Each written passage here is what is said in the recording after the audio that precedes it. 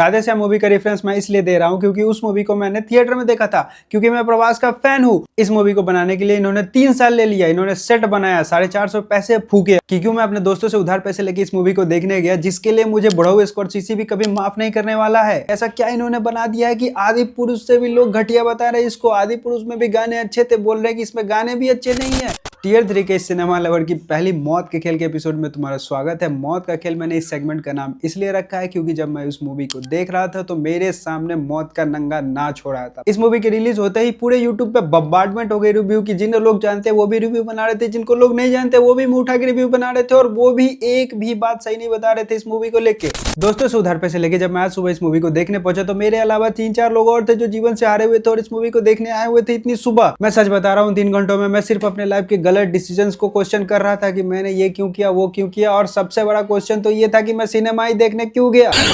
इनका शुरू से राजा साहब को लेके ये विजन था कि इस मूवी को ये सर्टेन ऑडियंस के लिए बनाने वाले हैं, और सच बोलूं तो उस सर्टेन ऑडियंस तक ये मूवी पहुंची भी है।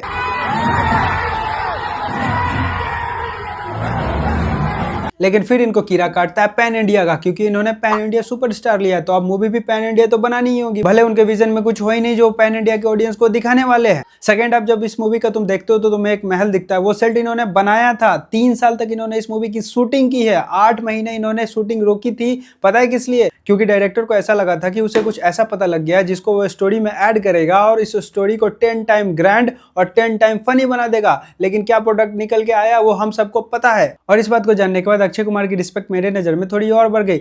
बंदा 40 दिनों में मूवी बनाने के लिए गाली तो सुनता है, बट इस तरह का कूड़ा कबड़ा कचरा बना के तो 40 दिनों में कभी नहीं दिया उसने। बाहुबली, द एपिक, सालार, कल्कि, इवन साहो को भी ले लो। ऐसी मूवीज करने के बाद मुझे नहीं पता प्रभास को कौन कन्विंस कर रहा है कि वो राधेश्याम, आदि पुरुष और द राजा साहब जैसी मूवी बनाए। इस मूवी को उन्होंने इंडियाज ग्रेटेस्ट हॉरर फैंटेसी बोल के प्रमोट किया था, और मैं तुम्हें सच बोलता हूँ ये इंडियाज ग्रेटेस्ट हॉरर फैंटेसी है। इस मूवी को देखने के बाद तुम हॉरर फैंटेसी मूवीज ही देखना छोड़ दोगे। पहले सपने दिखाते हैं और फिर कहते कि नहीं ऐसा नहीं हो सकता।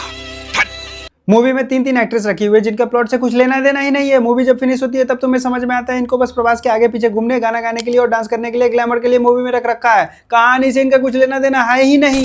3 घंटे तुम्हें हॉरर फैंटेसी के नाम पे हीरो वर्शिपिंग दिखाई जाती है, जो कि सर्टेन ऑडियंस के लिए था, जो कि सर्टेन ऑडियंस तक पहुंचा भी, और उन्होंने इसका रिएक्शन भी दे दिया। पहला गाना ही जो मूवी का पूरे वर्शिपिंग में निकाल देते हैं ये। और इन सब चीजों को साइड में रखने के बाद भी मैं अगर मूवी देखने की कोशिश करता हूं तो कंटिन्यूटी के नाम पे इन्होंने जो हगा है उसको समेटते समेटते 3 घंटा निकल जाता है। इस मूवी को देखने के बाद आदि पुरुष और राधेश्याम के लिए मेरे नजर में इज्जत बढ़ गई। जितनी गालियां मैंने उनको दी है आज मुझे पछतावा महसूस हो रहा है। सारी गालियां मुझे इस इकलौती मूवी को देनी चाहिए। स्कीम